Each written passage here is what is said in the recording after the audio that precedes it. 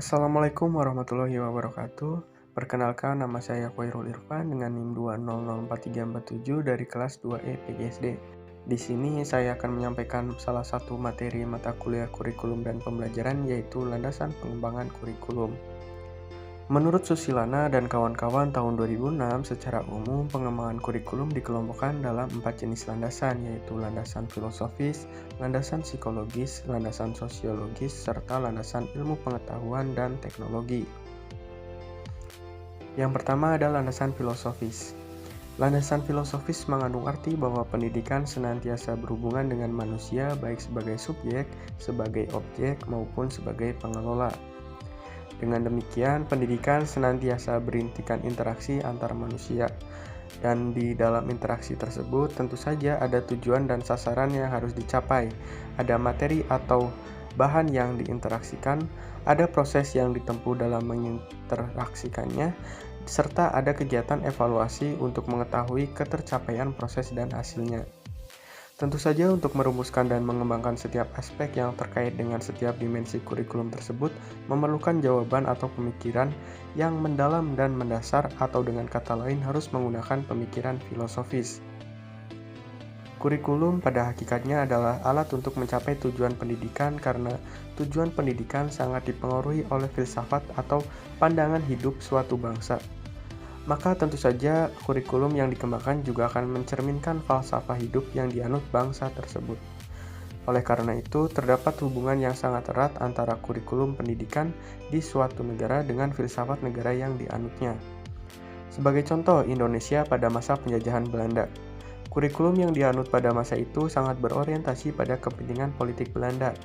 Demikian pula pada saat negara kita dijajah oleh Jepang, maka orientasi kurikulum berpindah disesuaikan dengan kepentingan dan sistem nilai negara Jepang. Setelah kemerdekaan, kurikulum pendidikan secara utuh menggunakan Pancasila sebagai dasar dan falsafah dalam pengembangannya.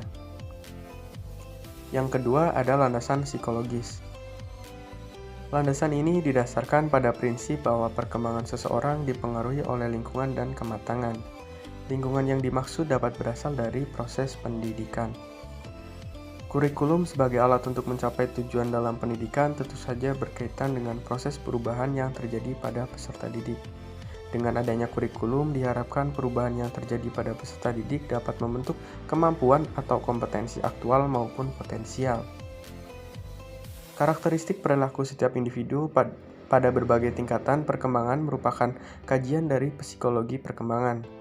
Oleh karena itu, dalam pengembangan kurikulum harus senantiasa berhubungan dengan program pendidikan untuk kepentingan peserta didik. Maka landasan psikologi mutlak harus menjadi dasar pengembangan kurikulum. Perkembangan-perkembangan yang dialami oleh peserta didik pada umumnya diperoleh melalui proses belajar.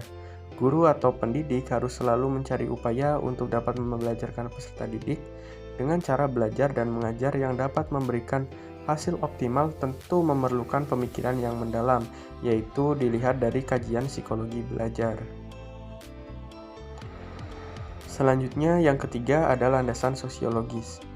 Landasan ini didasari bahwa pendidikan adalah proses budaya untuk meningkatkan harkat dan martabat manusia. Pendidikan adalah sosialisasi melalui interaksi insani menuju manusia yang berbudaya. Dalam konteks ini, anak didik dihadapkan dengan budaya manusia, dibina dan dikembangkan sesuai dengan nilai budayanya, serta dipupuk kemampuan dirinya menjadi manusia. Kurikulum dalam setiap masyarakat pada dasarnya merupakan refleksi dari cara orang berpikir, berasa, bercita-cita, atau kebiasaan-kebiasaan. Karena itu, dalam mengembangkan suatu kurikulum, perlu memahami kebudayaan.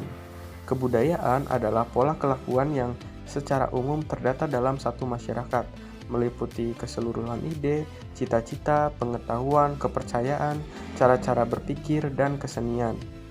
Pengembangan kurikulum yang dilandasi oleh hal tersebut sifatnya umum dan artinya berlaku bagi kehidupan masyarakat. Yang terakhir adalah landasan ilmu pengetahuan dan teknologi atau IPTEK. Sumber nilai yang ada dalam masyarakat untuk dikembangkan melalui proses pendidikan ada 3, yaitu logika, estetika, dan etika. Ilmu pengetahuan dan kebudayaan adalah nilai-nilai yang bersumber pada logika atau pikiran. Sebagai akibat dari kemajuan ilmu pengetahuan dan teknologi yang pada hakikatnya adalah hasil kebudayaan manusia, maka kehidupan manusia semakin luas, semakin meningkat sehingga tuntutan hidup pun semakin tinggi. Pendidikan harus mengantisipasi tuntutan hidup ini sehingga dapat mempersiapkan anak didik untuk hidup wajar sesuai dengan kondisi sosial budaya masyarakat. Dalam konteks inilah, kurikulum sebagai program pendidikan harus dapat menjawab tantangan dan tuntutan masyarakat. Untuk dapat menjawab tuntutan tersebut, bukan hanya pemenuhan dari segi isi kurikulumnya saja, melainkan juga segi strategi pelaksanaannya. Oleh karena itu, guru, pembina, dan pelaksana kurikulum dituntut lebih peka mengantisipasi perkembangan masyarakat agar apa yang diberikan kepada siswa relevan dan berguna bagi kehidupan di masyarakat. Mungkin cukup sekian pemaparan materi dari saya, kurang lebihnya mohon dimaafkan. Wassalamualaikum warahmatullahi wabarakatuh.